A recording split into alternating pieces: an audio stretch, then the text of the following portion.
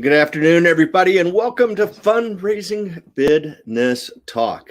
I'm Patrick Siver, and lead auctioneer, owner at G Events LLC here in Beaverton, Oregon.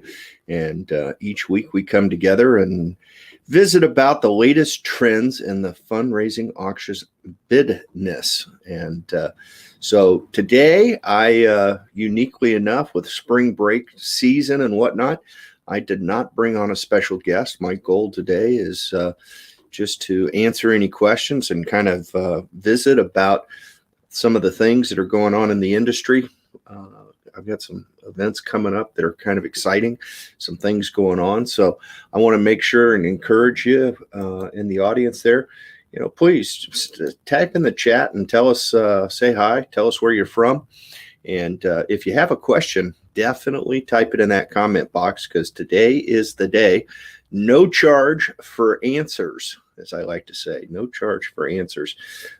Some of you may not be familiar with what I do and who I am, and I put together a little simple video about what we've been doing a lot of here since last March, and that is virtual fundraising events. And so I'm going to cue you up a little quick video to share with you a little bit about myself and virtual events. Here you go.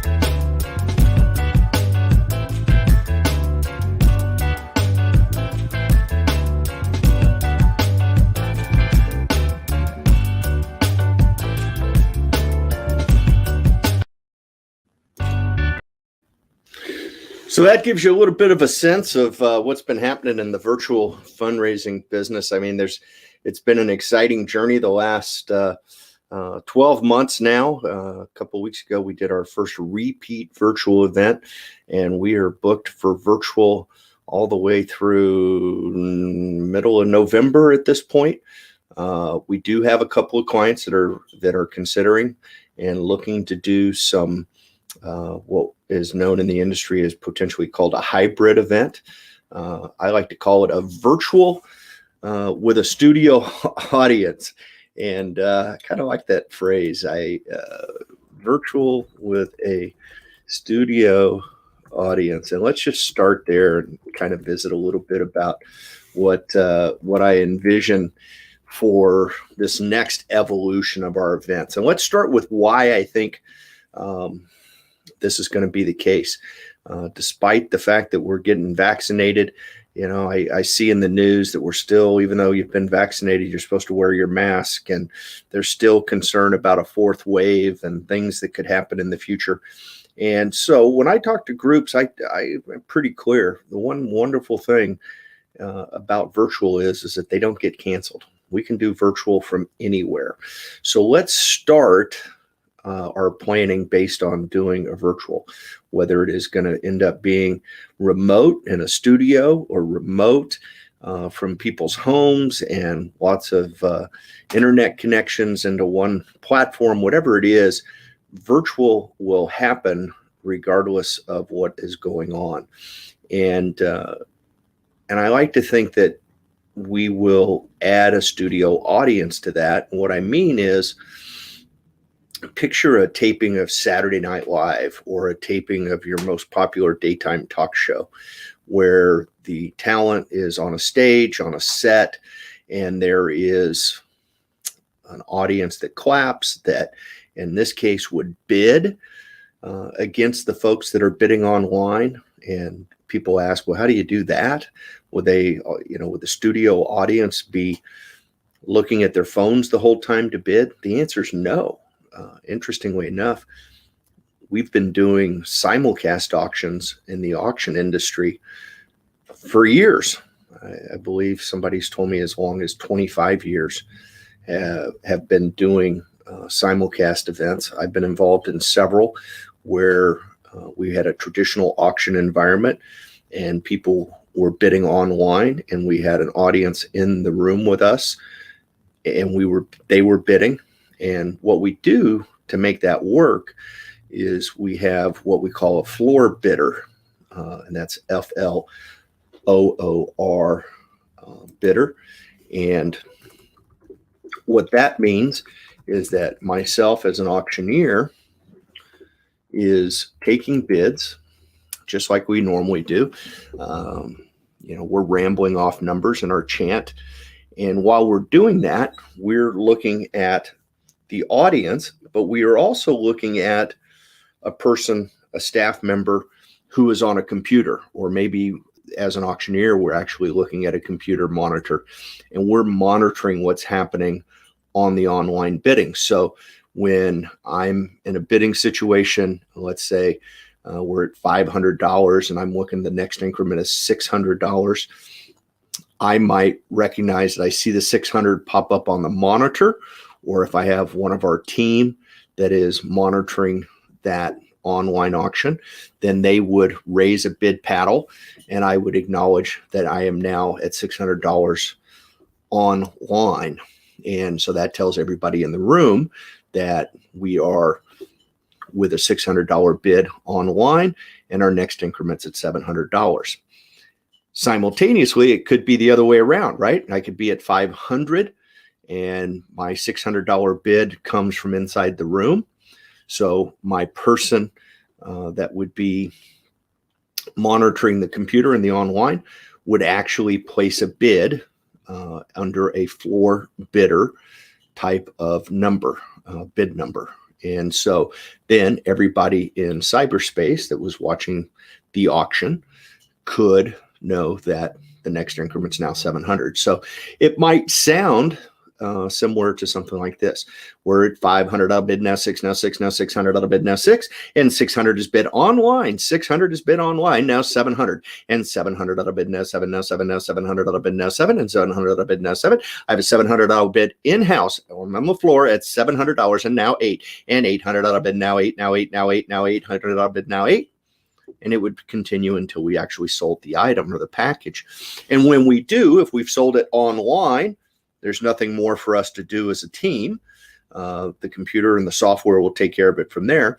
But if we are sell it to the floor bidder, then I would call off the bid number, right, of the guest that's in the room with us, and we would assign that winning package to that number. And so just one extra step there. But this isn't new. And so for our nonprofit friends out there that are watching today, and don't be scared of this environment with a virtual event with a studio audience. And I think quite honestly, as you plan, that this is the power, is that you're going to plan something that 100% can happen. That's your virtual event.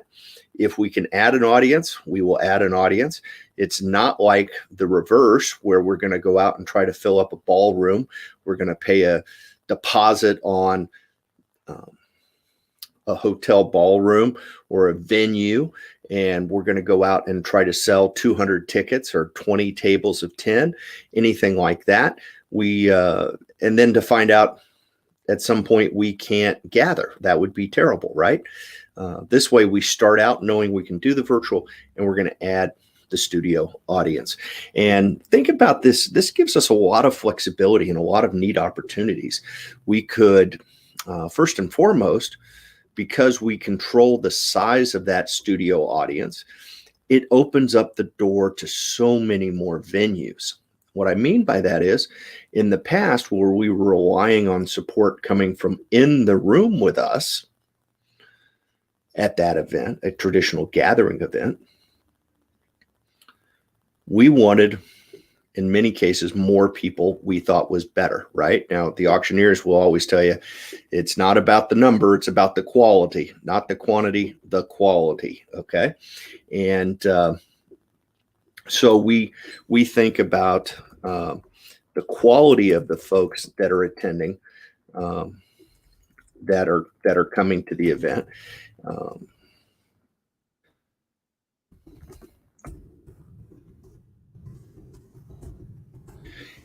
and what I mean by that is that, people say, well, Patrick, if there's more people, that's always better. The truth is, it's not, because what can happen is that if we get a lot of folks that are there and not in a position or not motivated to support the cause, then that is more people that do not raise their bid paddle, and that becomes acceptable to the rest of the audience. We've all been to that event where we showed up and people started bidding and people started donating, and we felt like every bid paddle went up, and there is some peer pressure there to engage us to raise our bid paddle. And that's what we want, right? We want it's the in thing to do is to bid, or the in thing to do is to support the cause, right? So we want to find that happy balance between the quantity of people and the quality of people. So now fast forward to this hybrid environment, this virtual with a studio audience, and we can cherry pick those people, right? So we can go back in our data as a nonprofit and look, and these are the people who have supported us the most. They've been the most, how would I say it, active, whether they were bidders in the live auction, whether they were donors in the paddle raise. And we can look at that group of people and say, hey, society will allow us to have 50 people in the audience. Let's identify the top 25 couples, right? Because most of the time they came as pairs. Let's identify the ideal 25 people we want to have at the event. And now, because you're trying to accommodate 50 people, we're going to talk a little bit more about this in detail in a second, but we could also look at it and say, we want to take really good care of these people. We know they are donors. And so as an NPO, we're comfortable with investing in hosting them that evening, right? So we're not going to charge them a ticket price to come to the event. We're going to ask them to be a guest of our virtual event and be a part of the studio audience. Well, now that becomes kind of a VIP experience, and they feel good about that, and they feel like they got recognized. And you can dictate what your actual cost is in that, because we can talk about the format. We can talk about, we are going to invite people to gather, let's say, an hour before the show and socialize, socially distanced, of course, but they're going to have an opportunity to socialize. Maybe there's some happy appetizers, happy hour type stuff. Maybe there's some beverages, that type of thing. They get a little social interaction. And then some period right before the show, 15 minutes or so, depending on the location, we escort them into, quote, our theater for the night, or our studio for the night, to watch the live show. And then they sit and they watch it. Maybe there's cocktail service during the show, but we probably don't want to sit them down at round tables and then try to serve them a steak dinner or a chicken dinner or a fish dinner or a combo dinner, right? Because that could be disruptive to the broadcast. So we want them to come in, enjoy 45 minutes to an hour long streaming presentation that they're going to see in person, right? And they're going to get to bid, and they're going to get to interact, and they're going to get recognized publicly, ideally, if that's what they like, by the auctioneer and by the host from the podium. And at the same time, we're still going to continue to showcase all the wonderful work that this nonprofit does throughout the live stream, right? Because as we've learned in virtuals, we have an incredible vehicle in these virtual events to showcase what the nonprofit actually does, right? And their mission and the beneficiaries who benefit and the organization, the community that is improved because of this nonprofit's activity. So we want to continue that format. People sit for that show. When we come to the bidding, I already shared how that might work. And what a great little VIP experience. And then afterwards, maybe there's a little celebration back in the gathering area, back in the reception area where they had beverages and appetizers before. Maybe now there is an after dinner cordial with little dessert options, miniature desserts, maybe a little miniature dessert display. Or maybe now is when you take them and sit them down and feed them a regular, plated dinner type of environment. But I would encourage the groups to think about how do we get the right people there? We don't want there to be a barrier to entry, like a high ticket price. We know these are our best supporters. And so I would encourage you to host them. Or maybe there is a sponsor in your organization, in your donor base, that would like to put their name on hosting the VIP experience for this very exclusive group of folks to enjoy your new formatted hybrid event. So I think it's got a lot of potential. I think we're going to see a lot of exciting things, but I started that conversation with that it opens the door to so many more venues and more attractive, how would I say, I don't want to say attractive because there's a lot of attractive ballroom environments, but I think it opens the door to some unique environments that we wouldn't have traditionally thought about hosting our gathering event, because we were looking for a space that would hold 200, 300, 400. And the larger that number came, the fewer options we had. And so a lot of individuals go to multiple events in the same venue each year, and it kind of gets old. So now all of a sudden, I think that tasting facility at a winery that can hold 25 people, 50 people would be a wonderful venue. I've visited on here with Michelle from Stoller Wine Group, and they have several tasting facilities. They have the main one at the Stoller Family Vineyards down there in Dayton. That has actually two facilities. They have their main tasting facility, wonderful event space, and then they have their new experience center. Then they also have a tasting facility in, I want to say, Newburgh at Chehalem, and then they just recently opened one in Bend, right? But that all of a sudden might be more appealing to your VIP guest again, right? Because they're the people who go to a lot of these types of events, right? A lot of fundraising events. They're spending a lot of evenings in that hotel ballroom or that athletic club ballroom, that now all of a sudden they get something a little bit different. And so I think it's a real opportunity for us.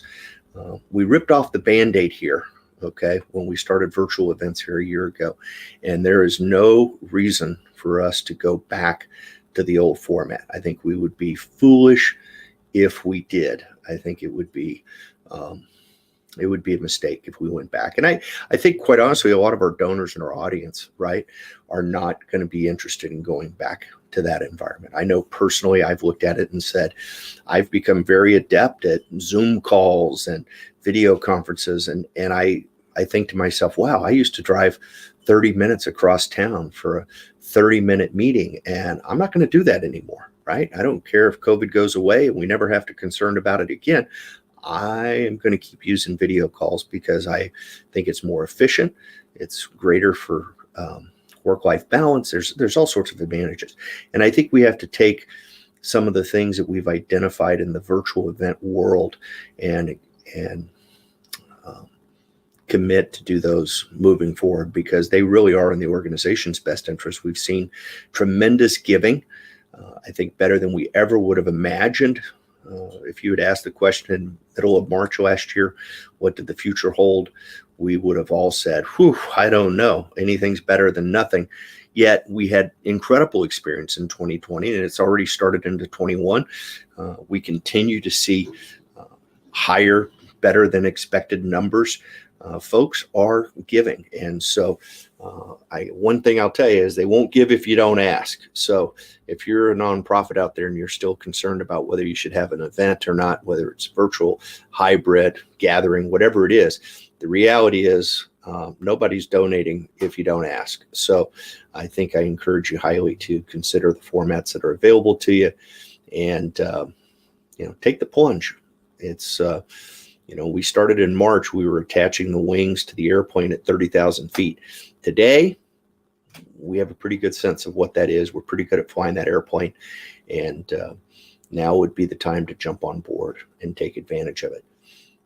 So hey, I want to encourage folks, if you've got a question, please feel free to drop it in the comment box. I'd love to answer any questions that you may have today. This is just an open forum. It's a little casual. I didn't even shave this morning. I didn't put on a collared shirt for you just because hey, it's a spring. It's going to be 70 degrees here in Portland, Oregon today. And when I get off this call, I've got some more work to do, but I'm going to open up the sliding glass door and have some fresh air roll through here in the studio today. It's going to be fantastic. So please feel free, drop a question in there. Even if you just tell us hi and let us know where you're from, that would be fantastic. We always enjoy learning where folks are watching from. So appreciate you joining us today. This is fantastic. I want to talk about another thing as we move into the spring here. One of the tools that I've started using a lot, and going to do it for just about every one of the events the next couple of months. I think I have 7 or 8 events between now and the end of May. And one of the tools that we're using on all those events is what I call a kickoff preview and a kickoff show to their event. You've probably heard me talk before that I feel pretty strongly that this new virtual format is not just a 1 hour, 1 night event, that this is really a week of giving. This is a week-long fundraising event. And where that comes from is based on the fact that we open the online bidding. All bidding is done online, and it takes place for about a week, culminating at the end of that week with a live stream show that showcases the incredible work that the nonprofit does. It incorporates a live auction. It incorporates a paddle raise, and then the rest of the online bidding will end. I usually like 15 minutes after the close of the live stream, just because I think we can get them jazzed up and let them kind of go from watching the live stream to focusing on their final bids. And we close those right then. People ask me, I see other folks that are running their online bidding for anywhere from 48 to 72 hours after their live stream event. That is not something that I quite understand. Maybe it works for them. I'm not saying it's wrong. It's not the way I would choose to do it. I think that a lot of times that format, there's no sense of urgency over those next couple of days. And I've also noticed that a lot of times those events didn't open their online bidding until only 48 or 72 hours before their live stream, right? So the live stream fit more in the middle of the week and middle of their event. And if it works for you, great. It wouldn't be, my initial first response. I like the bidding for a week. And the reason I like the bidding for a week before the live stream is that I identified several months ago that, as I mentioned, we've been doing online bidding and other sides of the auction business for many, many years. And so all of a sudden I realized that we mirror that environment a lot more than we did before when we had gathering events. And so I went to that side of the auction industry to ask for best practices. Where do you, how long should people have to bid, and opening prices and all those types of things. And it was pretty clear to me that we needed to open up a week. And I think what a great way to encourage the energy and the urgency is to have that live stream culminating event at the end of the bidding process. So what I started with was talking about a kickoff show. It's something I've started doing with most of my clients. And the reason I like it, in fact, I'm doing one tomorrow for our friends at Sherwood High School and Middle School Band Boosters. They're Swinging the Green 2021 kicks off tomorrow with online bidding. They've got a wonderful event set up for them. And but we're going to start off with their kickoff show. And what is a kickoff show? So a kickoff show is an opportunity for us to show our excitement that bidding is on now, and then to share with folks how they bid, how they participate, highlight some of the auction packages, show them how they're going to be able to donate to the event during the paddle race, show them how to download the app for the bidding process. I'm a huge fan of Octria. If you watch the show ever, I don't think I've done an episode yet without mentioning our friends at Octria. Lori and Rob and their whole team do a fabulous job in providing our industry with a software that is just outstanding. And so anyhow, one of their components is when you register, it sends you an email and encourages you to download the app. So we talk through that in the kickoff show. We'll touch a little bit about why we're raising the money, a little bit about the need, share with people how much we appreciate their support in the past, and that what we need their support for moving forward. It's a great messaging, great opportunity. We use StreamYard. No different than we do today. And that allows us to answer questions from the audience right during the show. And that's fantastic because we love to see people participate that way.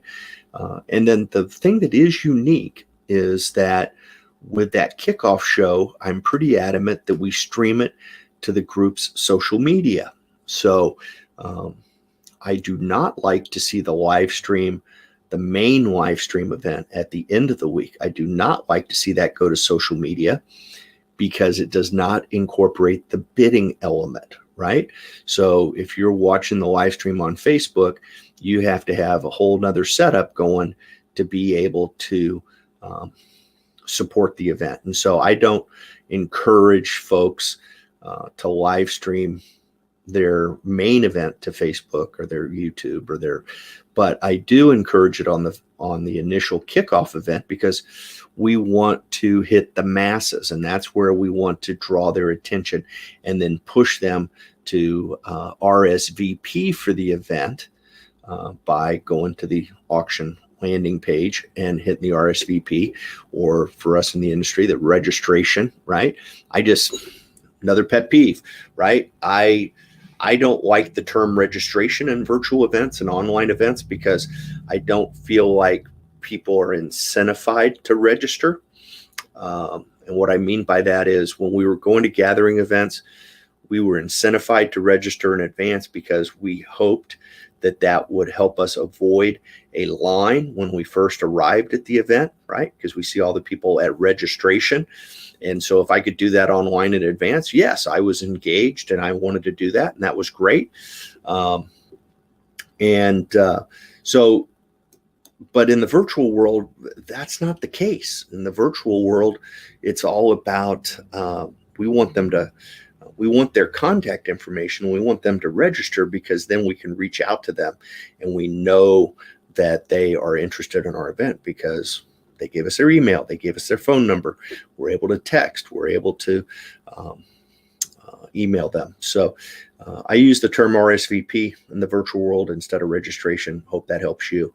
I've seen pretty successful results with that. And so I would encourage you to consider it. And most of the softwares, especially as I mentioned, Octria, you can change the terminology where it says register to be RSVP, right? So that's great. But we stream to their Facebook page, and we also stream it to the landing page of the event, right? So it's going simultaneously, and that's one of the benefits of StreamYard is that you can stream to multiple platforms simultaneously. And so what that allows to happen is that when the live stream is over, that kickoff show, it will reside on the auction landing page. And that is fantastic because we will now be able to, anybody that goes to that auction landing page can rewatch that video or maybe learn something during that video. It's a tremendous tool. It's not something we've done in the past. We started doing it with virtual events, and it's proven to be very successful. I've watched the number of views on those, and I've been impressed with how the views and the number of registered bidders increase simultaneously. So I think it's having an impact, especially an opportunity to showcase any special auction packages that you have. And so it's a great format. And so we're going to be doing those. We offer it to all of our clients moving forward to kick off their auction week with the kickoff show. And I think it's, we don't charge extra for it. It's just something that we think is in their best interest and get some activity going and get some bidding going. And it's a lot of fun. So it's been fantastic. Well, hey folks, we're getting close here, and I'm not seeing any questions. I don't know if it's because I haven't taken a breath or because you just don't have any questions today. But we've had a lot of fun, and hopefully we've given you some nuggets. Oh, I've got a question. How about, hey, it's my old buddy, my number one viewer. I think he started the fan club, our good buddy Tim Stewart. Thank you so much for tuning in today, Tim. Tim's a fellow auctioneer. Specializes in real estate, does a fantastic job with real estate at auction using the auction method. He can do both the conventional method with real estate, but also the auction method. And that tells you that when you specialize in the auction method in real estate, you're on to something pretty special. And Tim's a great guy, great friend. And thanks again, as always, for tuning in. So, it's been a fun day. I hope you're out there enjoying the sunshine. Don't ever hesitate. Drop a note in the comments. Let us answer your questions. Feel free to reach out. You can always catch replays of our show on our Facebook page, our YouTube page. We also have a Vimeo channel, and you can see all the episodes right there together. We do the show every Wednesday at noon, and it's all about it's fun. I want to remind everybody, it's not matter where you start the bidding, it's all about where you finish. And so speaking of finish, we're going to call it a day today, but I wish you all the best, and bid high and bid off, and have a great day. Thank you.